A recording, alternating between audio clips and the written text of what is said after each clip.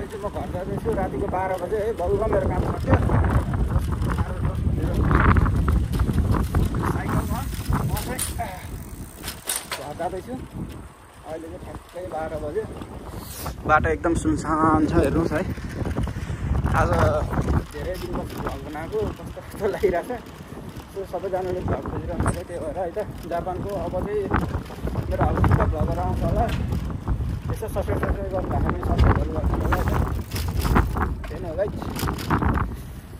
बाटो एकदम राम्रो छ।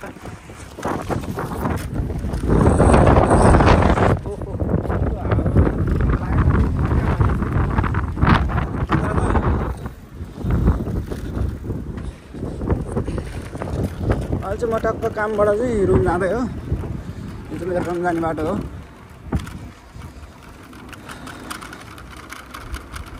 पुरै खाली छ।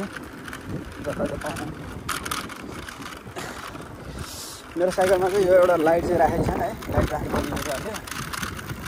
यता गाडी राखेको लाइट एउटा आफ्नो पनि छ।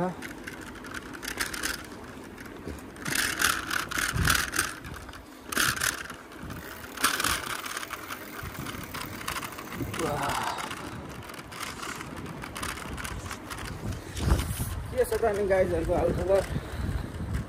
आफ्नो त अब जापानतिर यस्तै छ है। 12 बजे त्यस्तो छ हालत। राति अब गएर खाना कतिखेर छ कि छैन नि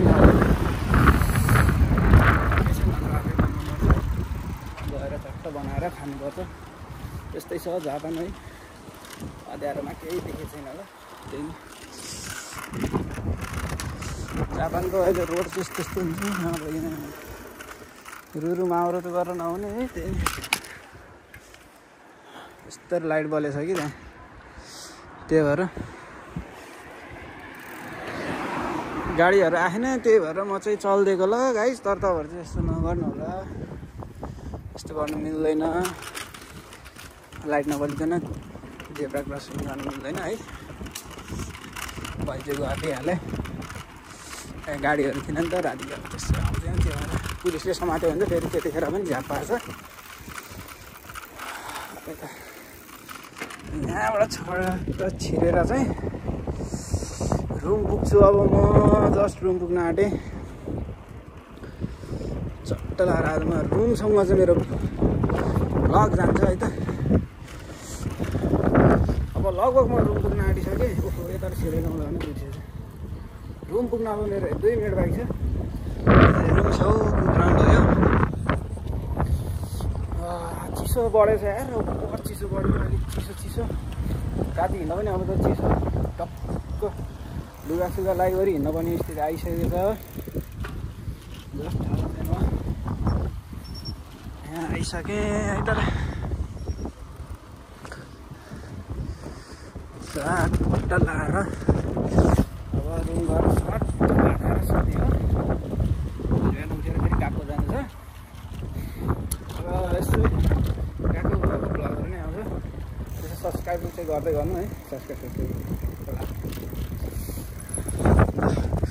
साइकलहरू टन्नै छ है। यहीँ हो मेरो पार्किङ चाहिँ। चट्ट यहाँ साइकल पार्किङ गर्ने हो है। ल यहीँ हो अब साइकल रातभरि सबैजना गएको छ हेर्को है। उता पहिलाको मान्छेहरूको साइकल खानु त्यस्तै हो। लगाइछ है त। आजलाई छोटो मिठो भ्लग यहीँनिर समाप्त गर्छु। लाइक कमेन्ट सेयर सब्सक्राइब गर्नु ल। भ्लगहरू आउँदै गर्छु। अब नेक्स्ट भिडियोमा भेटौँ है त।